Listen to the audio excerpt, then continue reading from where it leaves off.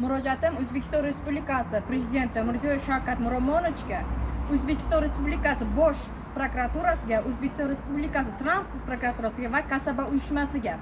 Bundan oldin qilgan murojaatimiz O'zbekiston temir yo'llari Buxoro MTUga qarashli Binokor stansiyasi ishchilari nomidan, ya'ni 5 smenalik ish grafikini qisqartirib 4 smenalik ish grafikiga o'tkazish masalasida qilgan murojaatim yuzasidan Navoiy viloyat transport prokuraturasiga yuklatildi urganib chiqish.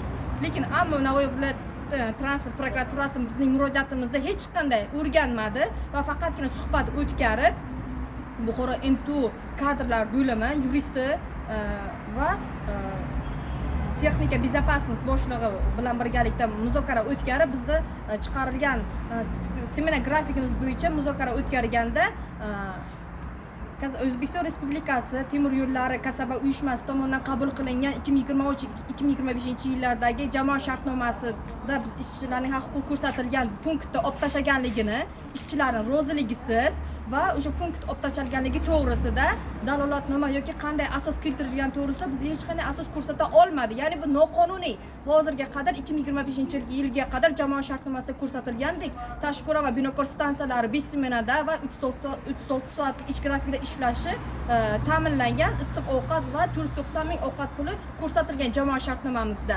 Buni qonuniy tasdiqlab qo'yishgan, lekin ammo O'zbekiston Respublikasi Buxoro MTU boshlig'i Bozorov tomonidan bizning huquqlarimiz buzilmoqda va bu bandlari ishchilarning roziligisiz olib tashlanmoqda. Mani murojaatim Kasaba uyushmasiga bizning murojaatimizni qayta ko'rib chiqilishini va O'zbekiston Respublikasi Transport prokuraturasi bizning murojaatimizni Navoiy viloyat prokuraturasi emas, ammo o'zi qaytadan ko'rib chiqishlarini so'ramoqchimiz.